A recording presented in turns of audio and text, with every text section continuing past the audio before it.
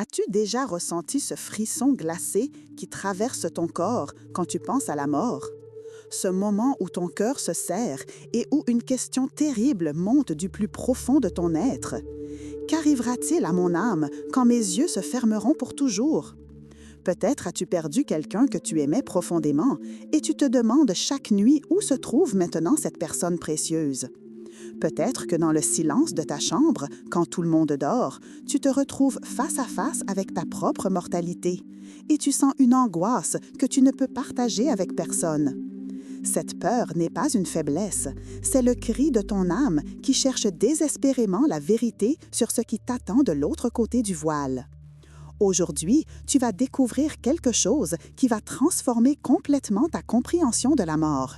Quelque chose qui va remplacer ta peur par une espérance lumineuse et vibrante. Sainte Faustine Kowalska, une humble religieuse polonaise, a reçu de Jésus lui-même des visions extraordinaires sur ce qui se passe après la mort.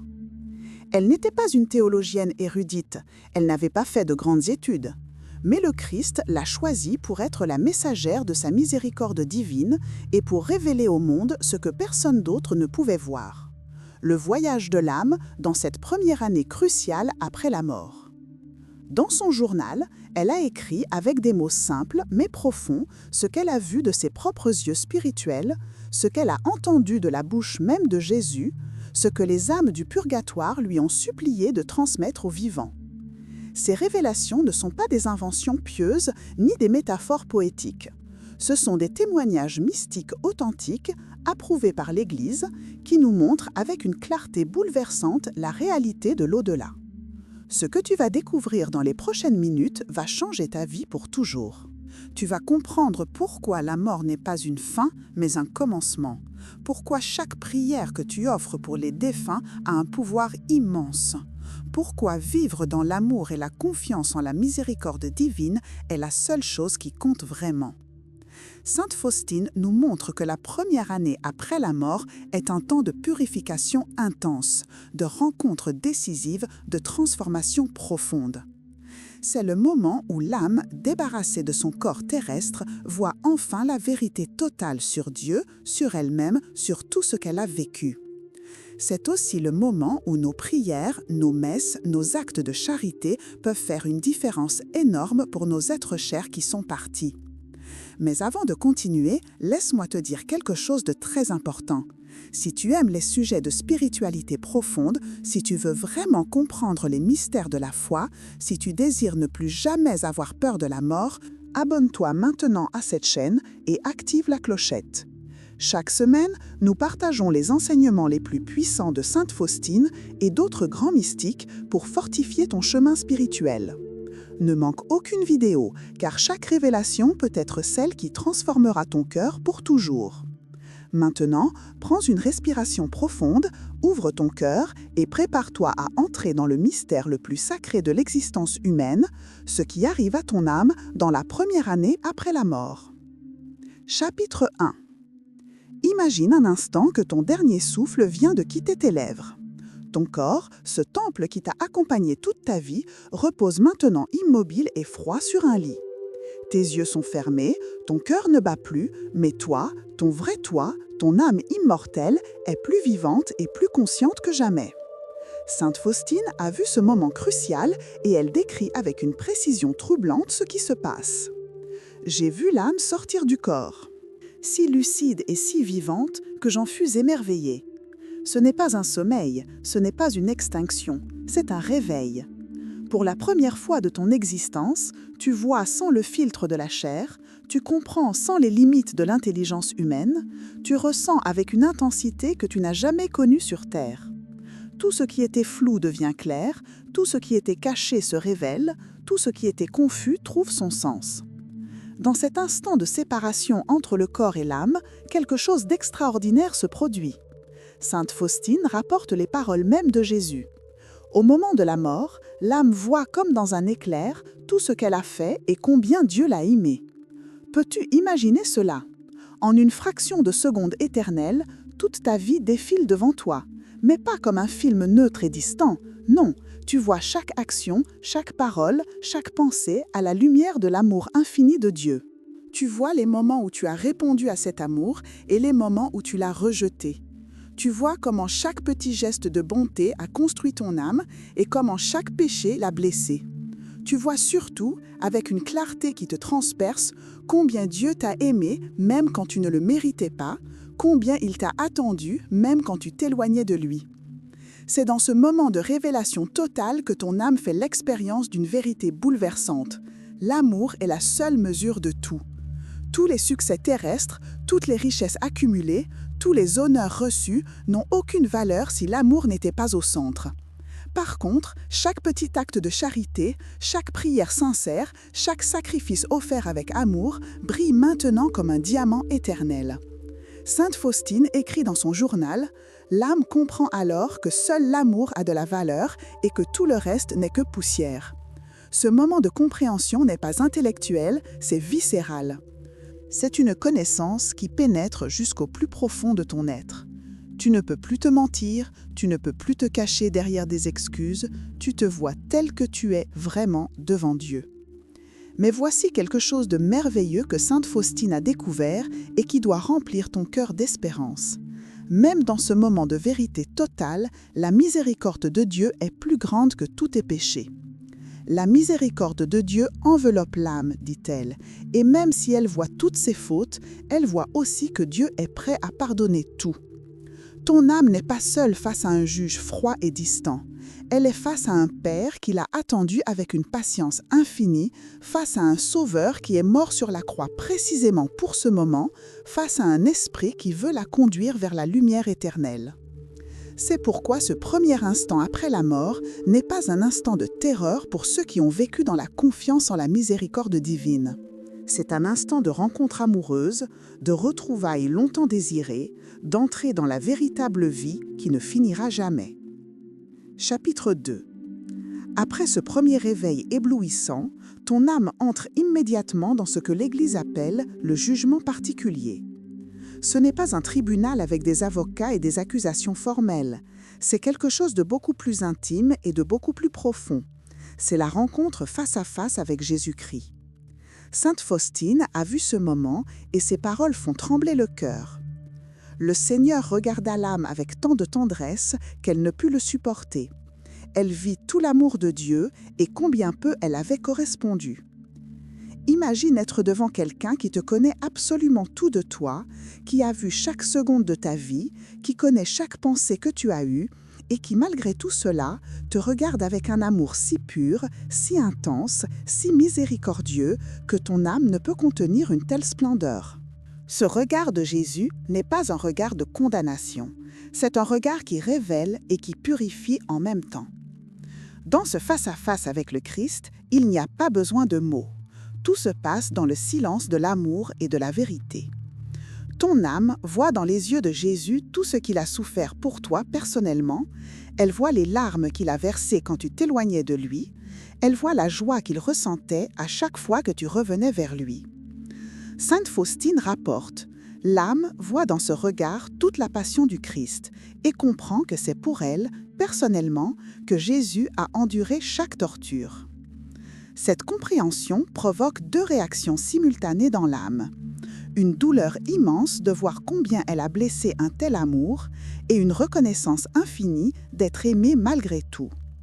C'est dans cette tension entre la douleur du repentir et la joie de l'amour que se joue le jugement. Car le jugement n'est rien d'autre que la réponse de ton âme à cet amour infini. Ici se révèle le mystère profond de la miséricorde divine que Sainte Faustine a reçu mission de proclamer au monde entier. Jésus lui a dit « Je ne désire pas punir l'humanité douloureuse, mais je désire la guérir, la presser contre mon cœur miséricordieux. » Dans ce moment du jugement, Jésus n'attend qu'une chose, que ton âme accepte son amour et sa miséricorde. Si ton âme s'ouvre, si elle dit oui, même avec toutes ses imperfections, alors la miséricorde de Dieu la purifie et la conduit vers la lumière. Mais si l'âme refuse, si elle s'enferme dans son orgueil ou son désespoir, si elle rejette cet amour offert, alors elle se condamne elle-même. C'est cela l'enfer, le refus volontaire et définitif de l'amour de Dieu. Sainte Faustine a vu l'enfer et elle a écrit des paroles terribles. La plupart des âmes qui sont là-bas sont celles qui ne croyaient pas que l'enfer existe. Ce jugement particulier détermine immédiatement le sort de l'âme. Les âmes parfaitement pures entrent directement au ciel et voient Dieu face à face dans une joie qui ne finira jamais. Les âmes qui ont rejeté Dieu définitivement tombent dans l'enfer éternel, séparées pour toujours de la source de tout amour et de toute lumière. Mais entre ces deux extrêmes, il y a la grande majorité des âmes. Celles qui ont aimé Dieu, mais imparfaitement, celles qui ont péché, mais se sont repenties, celles qui veulent ardemment le ciel, mais qui ne sont pas encore prêtes pour la vision béatifique.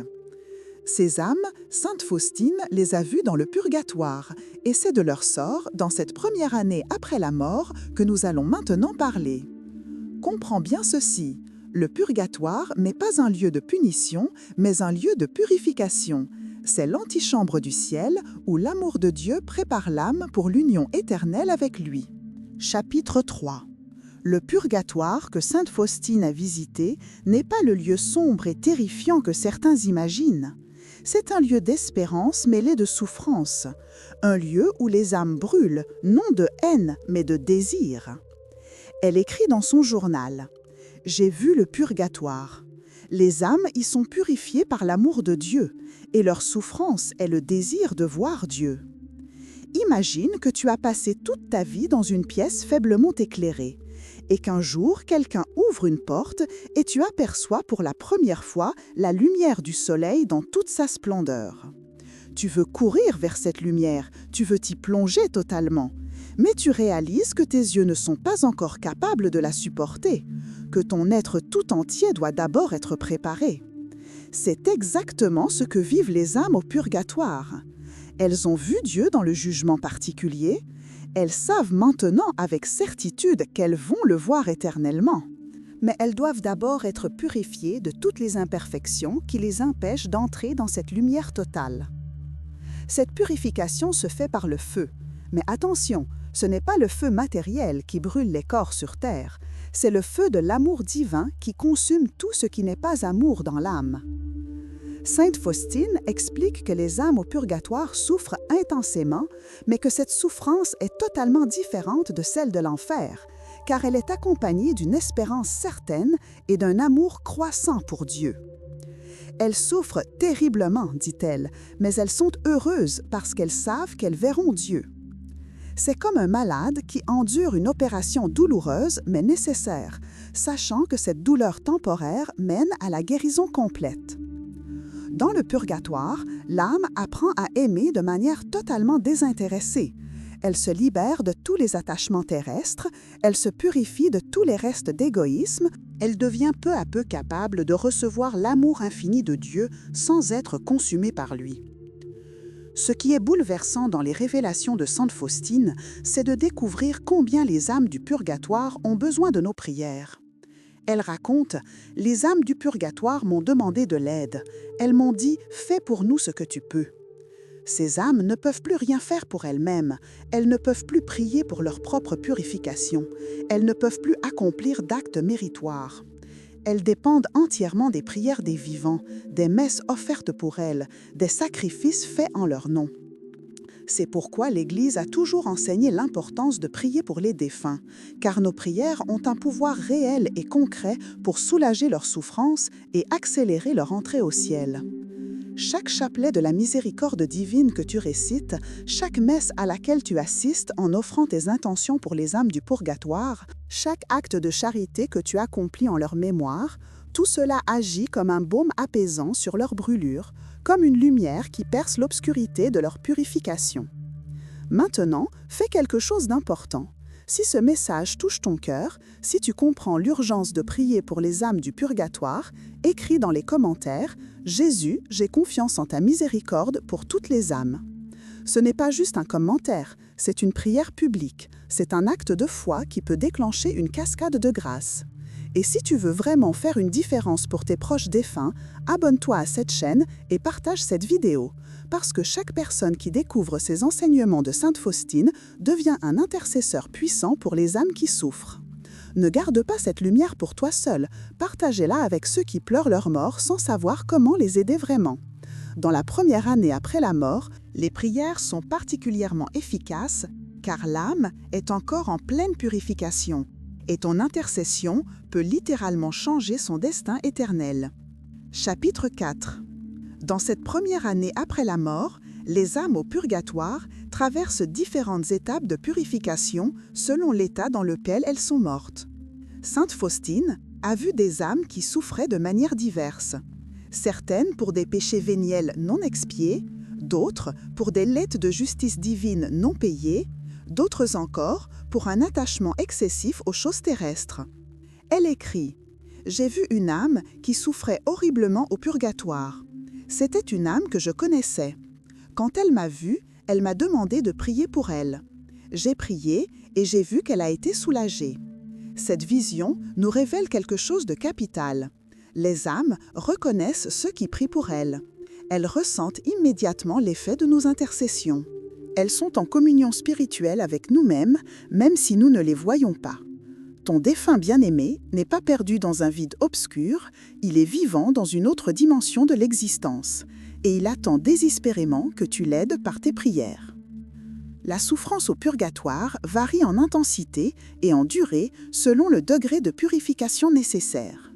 Une âme qui est morte après une confession sincère et une vie de charité peut avoir une purification relativement brève, tandis qu'une âme qui a vécu dans la tiédeur spirituelle et qui s'est repentie seulement au dernier moment peut avoir besoin d'une purification beaucoup plus longue et plus intense. Sainte Faustine explique que Jésus lui a dit « Les âmes qui ont eu une grande confiance en ma miséricorde et qui l'ont propagée auront une mort paisible et une purification courte. » C'est pourquoi vivre maintenant dans la confiance en la miséricorde divine n'est pas une option pieuse, c'est une nécessité vitale pour notre éternité. Chaque acte de confiance que tu poses aujourd'hui, chaque fois que tu dis « Jésus, j'ai confiance en toi », tu prépares ton âme pour un passage plus doux à travers le feu purificateur. Un aspect particulièrement touchant des révélations de Sainte Faustine concerne les âmes oubliées, celles pour qui personne ne prie. Elle raconte « J'ai vu des âmes abandonnées au purgatoire, des âmes que personne ne visite par la prière. Elles m'ont supplié « Prie pour nous, car nous n'avons personne qui se souvienne de nous. » Ces paroles devraient briser nos cœurs d'indifférence. Combien de fois pensons-nous à nos défunts dans les premiers jours après leur mort, puis nous les oublions progressivement, pris par nos occupations quotidiennes? Combien d'âmes languissent dans les flammes purificatrices parce que leurs proches ont cessé de prier pour elles après quelques mois? La première année est cruciale justement parce que c'est le moment où l'intercession est la plus nécessaire et la plus efficace.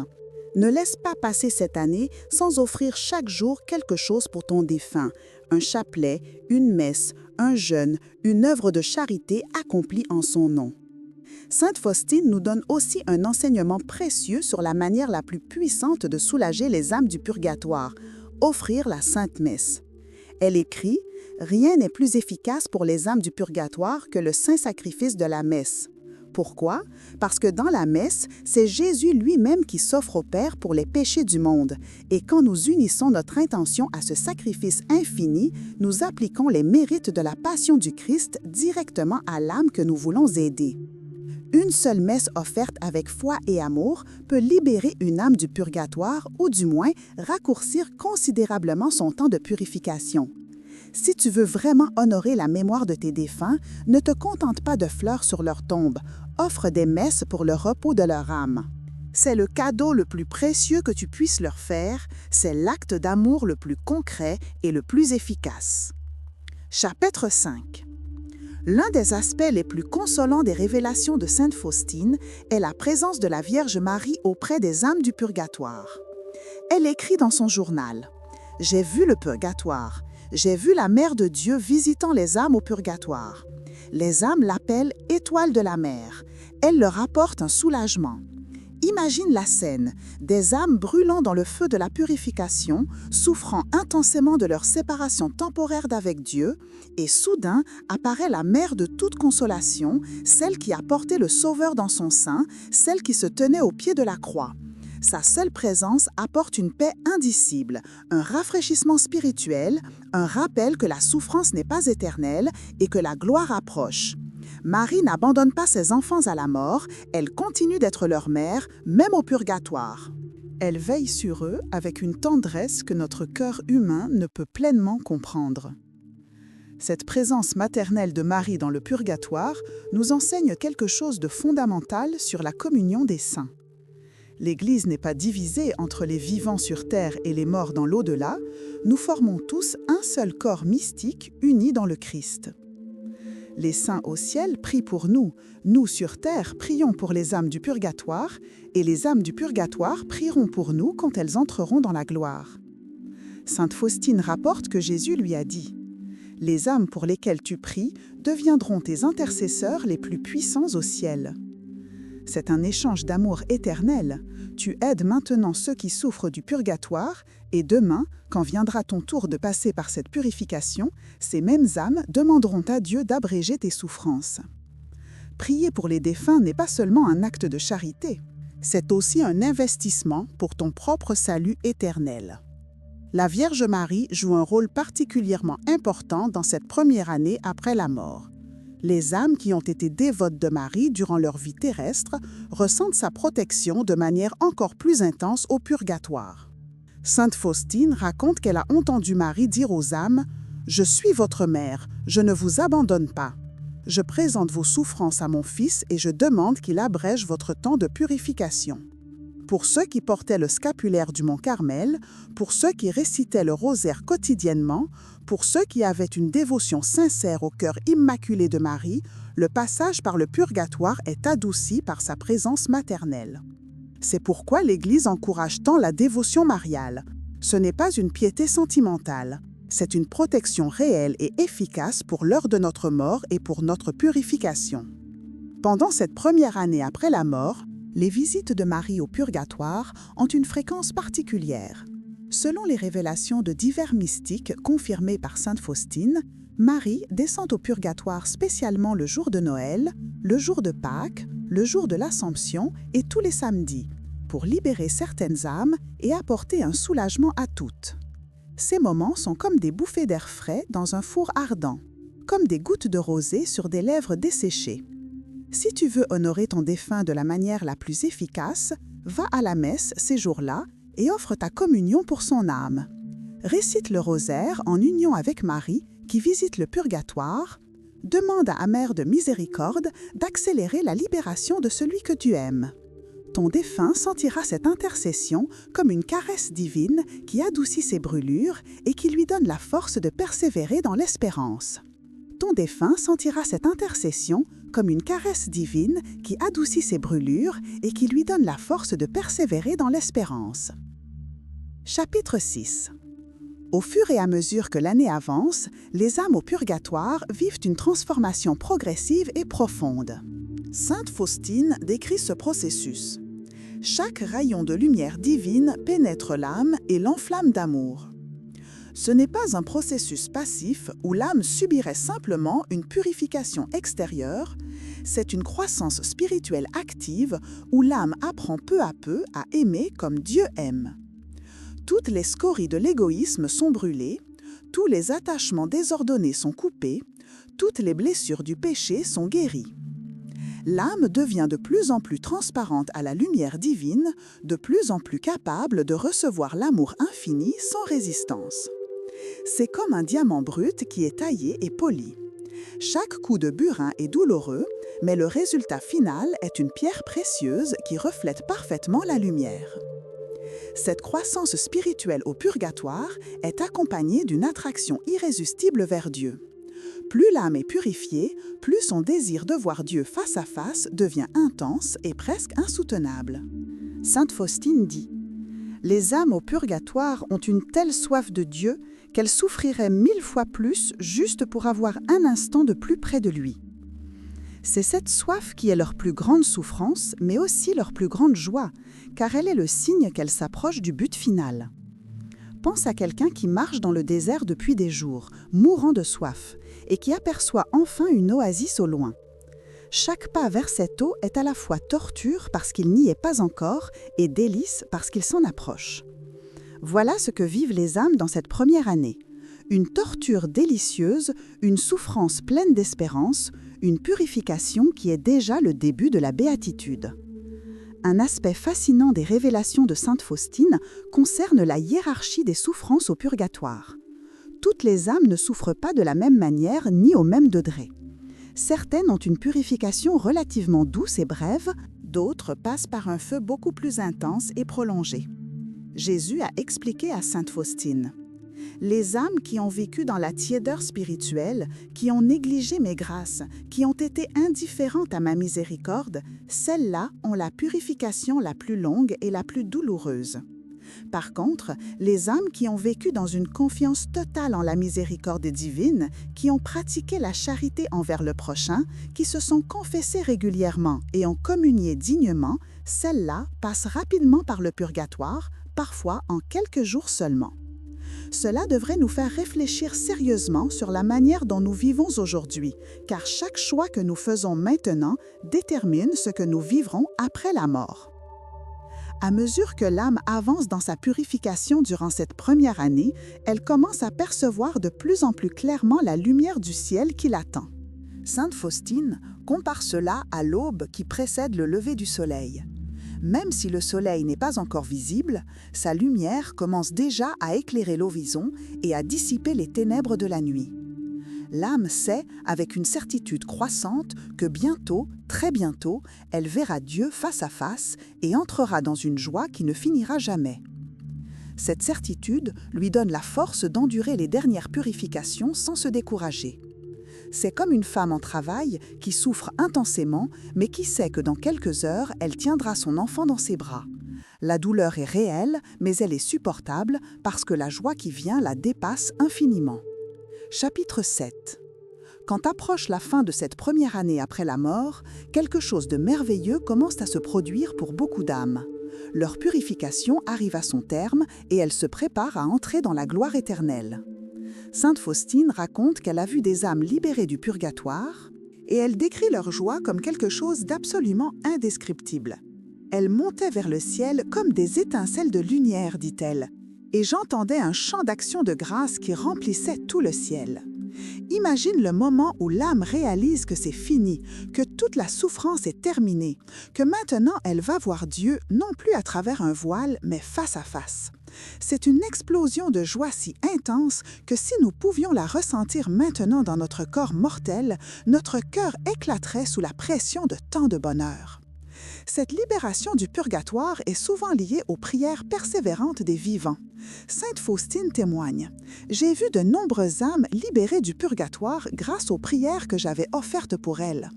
Comprends-tu ce que cela signifie? Chaque chapelet que tu récites, chaque messe à laquelle tu assistes, chaque acte de charité que tu accomplis au nom de ton défunt peut être l'intercession décisive qui le libère du purgatoire et l'envoie dans les bras de Dieu. Tu as un pouvoir immense entre tes mains, un pouvoir que beaucoup de gens ignorent ou négligent. Ne sous-estime jamais l'efficacité de tes prières.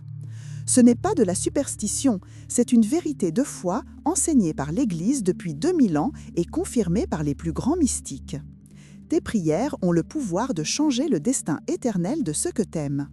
Le moment privilégié pour la libération des âmes du purgatoire est la fête de la miséricorde divine, le premier dimanche après Pâques.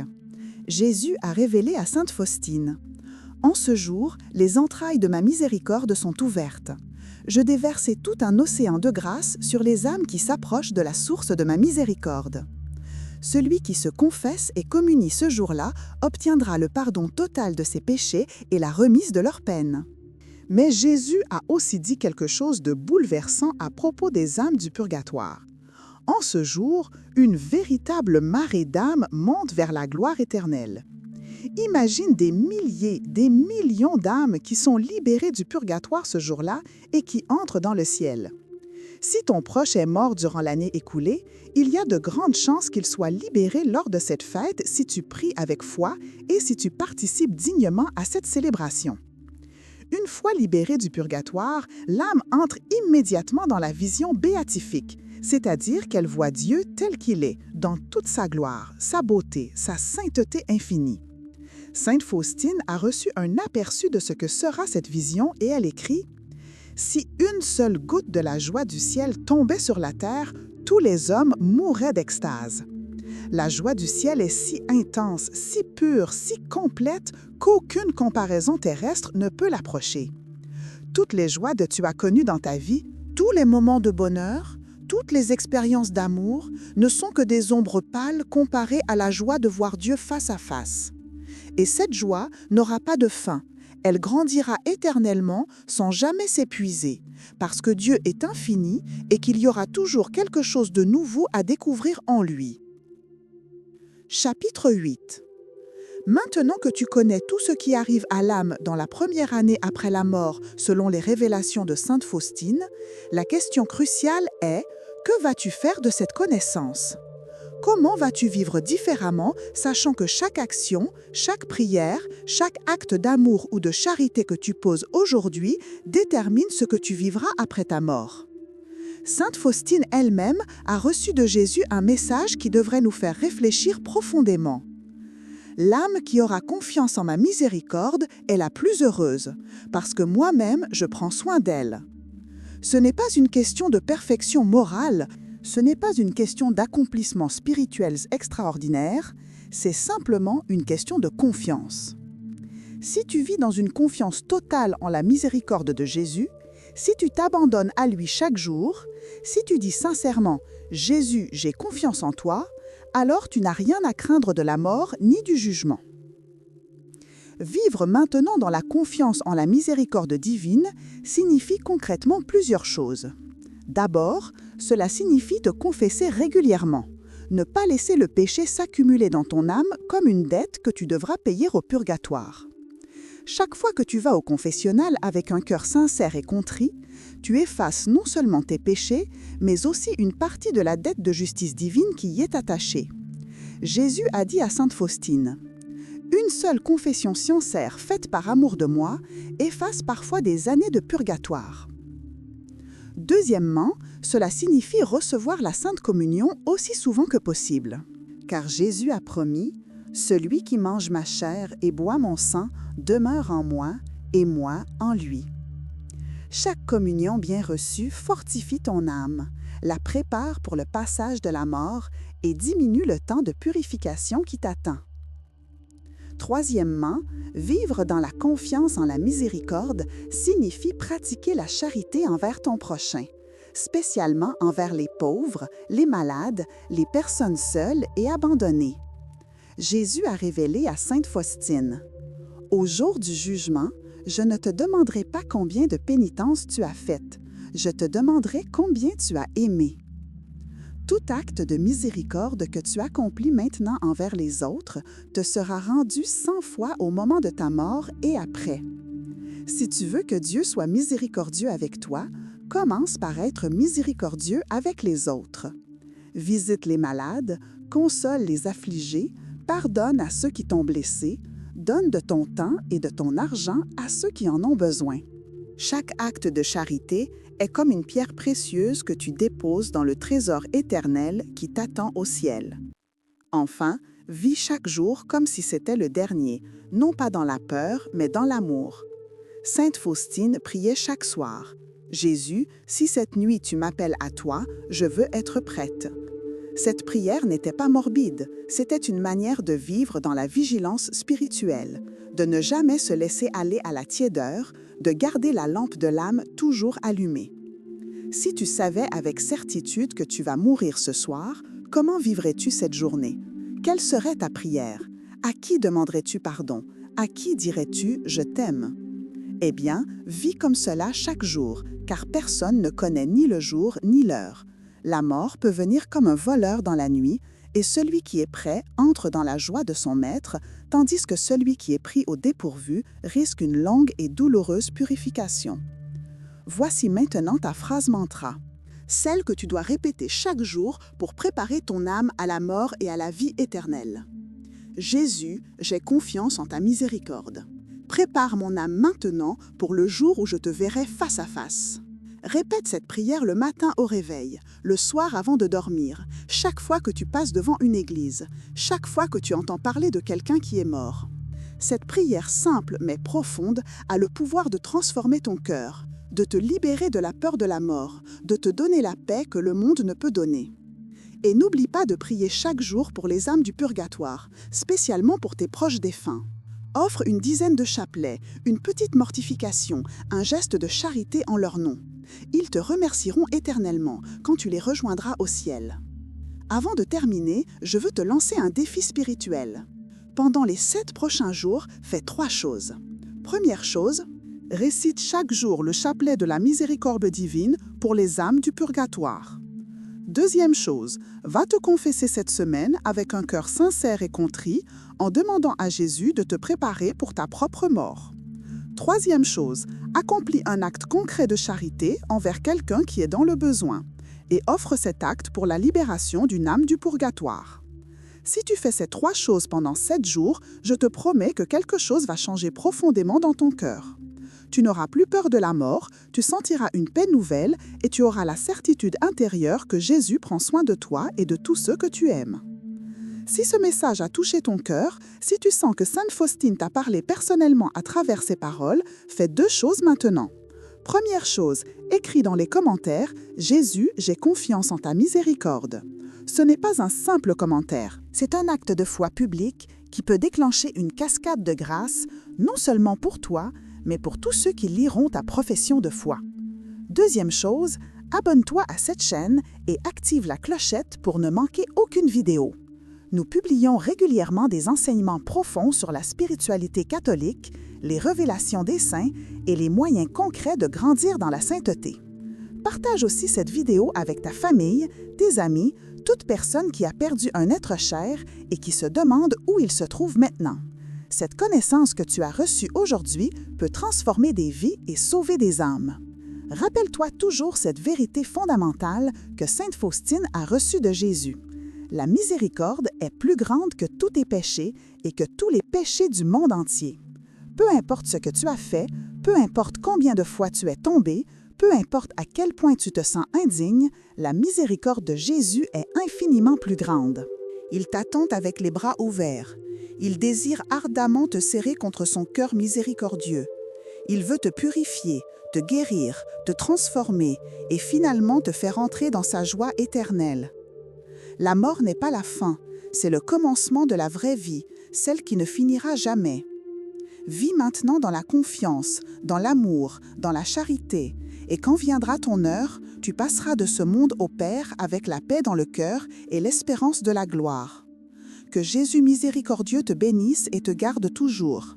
Que Marie, étoile de la mer, te guide sur le chemin du ciel. Amen.